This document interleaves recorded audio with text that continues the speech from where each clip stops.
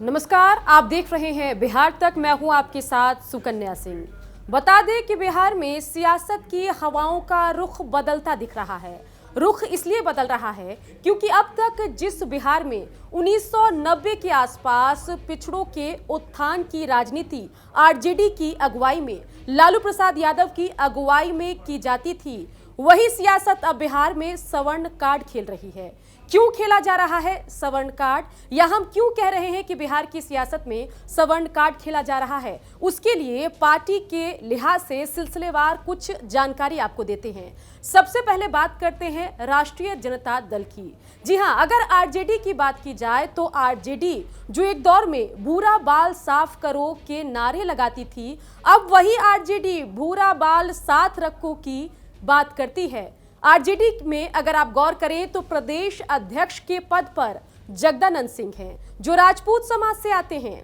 वहीं कुर्मी और कुशवाहा की पार्टी कही जाने वाली नीतीश कुमार की जनता दल यूनाइटेड में भी अब समझ में आ रहा है कि सवर्णों को भी अपने पाले में रखने की जरूरत है। इसलिए अपने स्वजाति, अपने समाज के आरसीपी सिंह से राष्ट्रीय अध्यक्ष का पद लेकर और कुशवाहा जाति यानी कि उपेंद्र कुशवाहा से बचाते हुए वो राष्ट्रीय अध्यक्ष का पद भूमिहार जाति से आने वाले ललन सिंह को नीतीश कुमार ने दे दिया। वहीं अगर कांग्रेस की बात की जाए तो कांग्रेस में भूमिहार समाज से आने वाले अजीत शर्मा को कांग्रेस ने अपने विधायक दल का नेता बना दिया है। वहीं ब्राह्मण समाज से आने वाले मदन मोहन झा को कांग्रेस ने अपना प्रदेश अध्यक्ष बनाया हुआ है। वहीं अगर भारतीय जनता पार्टी की हम बात करें तो प्रदेश अध्यक्ष के पद पर जहां संजय जायसवाल हैं जो वैश्य समाज से आते हैं, वहीं अगर हम विधानसभा स्पीकर के पद की बात करें तो वहां पर भी आपको विजय कुमार सिन्हा बैठे हुए दिखाई देंगे। वहीं विधान परिषद में भी सभापति अवधेश नारायण सिंह आपको बैठे हुए नजर आएंगे। और इन सब के बीच अब माना यह जा रहा है कि पिछले कुछ विधानसभा और लोकसभा के चुनाव के बाद सियासत ने भी जीत का फॉर्मूला समझ लिया है। अगर आरजेडी के नए फॉर्मूले को आप देखिएगा तो इसमें मुस्लिम वोटर हैं जो 15-16% के आसपास हैं। वहीं अगर यादव वोटर की बात की जाए तो यादव वोटर भी 14-15% के आसपास बिहार में हैं। और इसमें अगर सवर्ण वोटरों का साथ मिल जाए तो ये 16-17% वोटर मुस्लिम और यादव वोटर के साथ मिलकर 47% का आंकड़ा बनाते हैं, जो जीत का हिट फॉर्मूला बन जाएगा। ये तो बात हुई आरजेडी की। चलिए अब जेडीयू की बात करते हैं। जनता दल यूनाइटेड की अगर बात की जाए तो कुर्मी और कुशवाहा वोटर इनके अपने वोटर माने जाते हैं। साथ ही नीतीश कुमार ये दावा करते हैं कि महिला वोटर जो है वो जनता दल यूनाइटेड या नीतीश कुमार के साइलेंट वोटर हैं। और अगर जेडीयू के नए फॉर्मूले की बात की जाए तो जरा ये आंकड़ा देखिए। ऐसे में अगर नीतीश कुमार की बात की जाए तो नीतीश कुमार के साथ अगर कुर्मी वोटर जिनकी आबादी 4-5% है, उसके साथ ही कुशवाहा वोटर जो 8% के आसपास माना जाता है, वो अगर उनके पाले में चला जाए और साथ ही 16-17% सवर्ण वोटर भी नीतीश कुमार पर अपनी आस्था दिखा दे, और साथ ही अगर साथ मिल जाए साइलेंट वोटर जो सो कॉल्ड महिला साइलेंट वोटर हैं जो नीतीश कुमार के माने जाते हैं, तो नीतीश के पास भी 28%, ये 3 समीकरण प्लस साइलेंट महिला वोटर का अचूक फॉर्मूला बन जाएगा। वहीं अगर कांग्रेस की हम बात करें तो जनाधार खोती कांग्रेस को भी समझ आ रहा है कि अगर आपको खोई जमीन अपनी वापस पानी है तो आपको भी सवर्ण वोटरों को अपने साथ करना होगा। और इसलिए कांग्रेस में भी हमने जैसा कि आपको बताया कि कई अहम पदों पर प्रदेश की राजनीति में सवर्ण नेताओं को मौका दिया जा रहा है। वहीं बीजेपी के लिए सबसे बड़ा चैलेंज ये है कि जो सवर्ण वोटर पिछले कुछ समय से बिहार की सियासत में भारतीय जनता पार्टी के माने जाते हैं, उन सवर्ण वोटरों पर सभी पार्टियां नजरें टिकाई है। और इस वजह से बीजेपी के लिए चैलेंज है कि उन सवर्ण वोटरों को अपने पास संभाल कर कैसे रखा जाए। चलिए अब जानते हैं कि इन सवर्ण वोटरों का इतिहास क्या कुछ रहा है। 1990 से पहले के राजनीति की अगर हम बात करें तो बिहार में सवर्ण वोटर कांग्रेस के वोटर माने जाते थे। उसके बाद जैसे ही आरजेडी की तरफ से नारे दिए जाने लगे और कई तरह की बातें की जाने लगी पिछड़ों के उत्थान की, उसके बाद जब कांग्रेस ने आरजेडी से हाथ मिलाया तब ये सवर्ण वोटर जो हैं वो कांग्रेस से बिदक जाते हैं और सीधे उछल कर आ जाते हैं जेडीयू और बीजेपी के पाले में।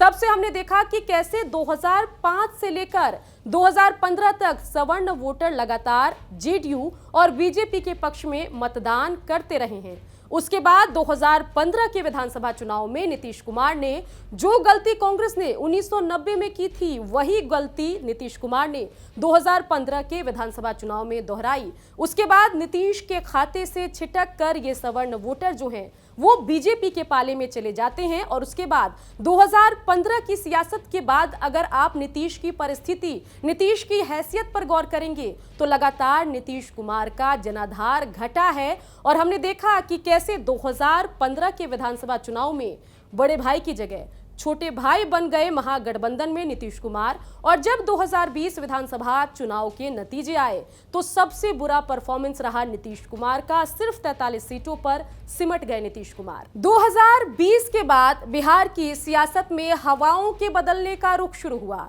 और जो आरजेडी लगातार सवर्ण को टारगेट करती थी, उस आरजेडी ने सवर्णों को टारगेट करने की राजनीति छोड़ दी। और उसके बाद आरजेडी में हमने देखा कि किस तरीके से तेजस्वी यादव ने गाहे बगाहे कई मौकों पर अपने पिता के शासनकाल में की गई कुछ गलतियों के लिए माफी मांगते भी नजर आए। और हमने देखा कि कैसे तेजस्वी के पोस्टर से लालू प्रसाद यादव गायब हो गए और चुनावी वादों में जात पात की बजाय, आरक्षण की बजाय जो है वो दवाई पढ़ाई कार्रवाई वाली सरकार की बात होने लगी। नौकरी का वादा तेजस्वी यादव करना शुरू कर चुके थे। और जिसके बाद हमने देखा कि 2020 के विधानसभा चुनाव में कैसे तेजस्वी को नतीजों में बड़ा फायदा मिला। 75 सीटों के साथ तेजस्वी यादव सबसे बड़ी पार्टी बनकर उभरे, आरजेडी जो है वो सबसे बड़ी पार्टी बनकर उभरी। 2020 विधानसभा चुनाव के नतीजों के बाद नीतीश कुमार को भी सवर्ण वोटरों की अहमियत समझ आ गई। नीतीश कुमार भी समझ गए कि सिर्फ कुर्मी कुशवाहा वोटर से काम नहीं चलेगा, सिर्फ साइलेंट महिला वोटर से काम नहीं चलने वाला है। इसलिए नीतीश कुमार ने भी सवर्ण कार्ड खेलना शुरू कर दिया। साथ ही अगर हम कांग्रेस की बात करें तो कांग्रेस को भी समझ आ गया कि 1990 में बड़ी गलती हुई और उसी गलती का फायदा उठाकर बीजेपी का जनाधार लगातार मजबूत हुआ। और फिर हमने देखा कि कांग्रेस के अंदर किस तरीके से बड़े पदों पर सवर्ण नेताओं को बिहार में बिठा दिया गया। और साथ ही 2020 के विधानसभा चुनाव में कई सवर्ण नेताओं को विधानसभा का टिकट भी मिला, कई विधायक बनकर भी आए। वहीं अगर भारतीय जनता पार्टी की बात की जाए तो हम देख रहे हैं कि बिहार की सियासत में जब से लालू युग का उदय हुआ, कांग्रेस और आरजेडी साथ मिलकर राजनीति करने लगी, तब से एक मुश्त जो सवर्ण वोटर हैं वो बीजेपी के पाले में रहे। और जब जेडीयू बीजेपी साथ रही तो इन दोनों पर ही सवर्ण वोटरों ने भरोसा जताया, जिस वजह से बीजेपी के लिए वर्तमान परिस्थिति में सबसे बड़ा चैलेंज जो है वो ये है कि सवर्ण वोटरों को कैसे अपने पाले में रखें, क्योंकि यही सवर्ण वोटर बीजेपी के जीत के सूत्र भी माने जाते हैं। चलिए अब जानते हैं कि आखिर सवर्ण वोटर जो हैं वो बिहार की सियासत में इतने इंपॉर्टेंट क्यों हो गए हैं। तो बता दें कि इनका आंकड़ा जो है, इनकी आबादी जो है वो 16-17% के आसपास है और ऐसे में ये बेहद आक्रामक वोटर माने जाते हैं और एक मुश्त एक पार्टी के पक्ष में ज्यादातर मौकों पर वोट करते हैं। अगर 1990 की हम बात करें तो उस वक्त जीत का फॉर्मूला अलग था। उस दौर में राजनीति होती थी सवर्णों को टारगेट करने की और उस वक्त लालू प्रसाद की अगुवाई में माना यह जाता था कि जितने आक्रामक तरीके से आप सवर्णों को टारगेट करेंगे उतनी ही तेजी से मुस्लिम और पिछड़े वोटर आपके पक्ष में आएंगे। और ये जो कॉम्बिनेशन था मुस्लिम वोटर और पिछड़े वोटर का, वो जीत का हिट फॉर्मूला माना जाता था। 1990 से लेकर 2005 तक के समय में ये हमने देखा कि इसी हिट फॉर्मूले की वजह से लालू प्रसाद यादव लगातार आरजेडी को जितवाते रहे और मुख्यमंत्री जो है कभी लालू रहे कभी राबड़ी देवी रही। लेकिन पिछले कुछ समय में सियासी घटना कुछ ऐसी घटी कि फॉर्मूले को बदलने की नौबत आ गई। आइए उन घटनाओं पर गौर करते हैं जिससे आपको समझ आएगा कि आखिर क्यों बदलना पड़ा फॉर्मूला। सबसे पहले एआईएमआईएम का जनाधार बिहार में बढ़ा। एआईएमआईएम के वोटर बन गए मुस्लिम वोटर। 5 विधानसभा सीट जीतने में कामयाब रही एआईएमआईएम, और जिसके बाद ये लगने लगा कि जो मुस्लिम वोटर आरजेडी के माने जाते थे उसमें से काफी खिसक कर असदुद्दीन ओवैसी की पार्टी के साथ जुड़ गए हैं। इसके अलावा हमने देखा कि किस तरीके से पप्पू यादव ने यादव वोटरों को अपने पाले में करना शुरू किया, किस तरीके से वो यादव वोट काटने लगे। इसके अलावा जो महिला वोटर हैं वो साइलेंट वोटर मानी जाने लगी, वो भी हर जाति धर्म से निकलकर एक अलग तरीके से कभी शराबबंदी के मुद्दे पर तो कभी किसी और मुद्दे पर नीतीश कुमार के साथ होने लगी। जिसके बाद सियासत में नए फॉर्मूले की तलाश तेज हो गई और फोकस में एक नया फॉर्मूला आया। नया फॉर्मूला कुछ इस तरीके का है, अपने कैडर वोटर प्लस सवर्ण वोटर इक्वल टू जीत का हिट फॉर्मूला। तो देखिए, अभी जो बिहार की सियासत है उसमें सवर्णों को भी साथ लेकर चलने की एक होड़ शुरू हुई है। अब देखना होगा कि ये होड़ जो है उसका कितना फायदा सियासी पार्टियों को मिलता है, साथ ही आगे चलकर जो लोकसभा के चुनाव 2024 में होंगे, जो विधानसभा के चुनाव 2025 में होंगे, उसमें सवर्ण वोटरों का क्या रुख रहता है, और साथ ही इन सवर्ण वोटरों को अपने पाले में करने के लिए जो राजनीतिक दल हैं वो क्या सियासी कार्ड खेलते हैं। बिहार की खबरों के लिए आप देखते रहिए बिहार तक।